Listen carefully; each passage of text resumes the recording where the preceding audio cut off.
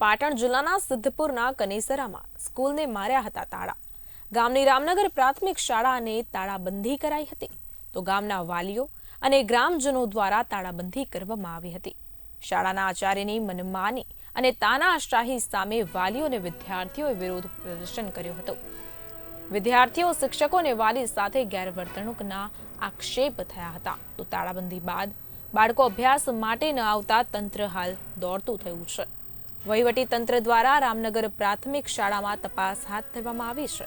આ સાથે જ સિદ્ધપુર તાલુકા કેળવણી નિરીક્ષક, બીઆરસી અને સીઆરસીની પેનલ દ્વારા તપાસ હાથ ધરવામાં આવી છે। વિદ્યાર્થીઓ, વાલીઓ અને એસએમસી સભ્યો, શિક્ષક અને આચાર્યના નિવેદન અત્યારે લેવામાં આવ્યા છે। તપાસ બાદ અહેવાલ ડીઈઓને સોંપીને કાર્યવાહી કરવામાં આવશે। આ સાથે જ નિવેદનમાં વિદ્યાર્થીઓએ આચાર્ય ટાપાટૈયા કરાવતા હોવાનું જણાવ્યું છે। જો નિર્ણય ન આવે ત્યાં સુધી શાળાને તાળાબંધી જ રખાશે તેવો મહત્વનો નિર્ણય હાલ કરાયો છે।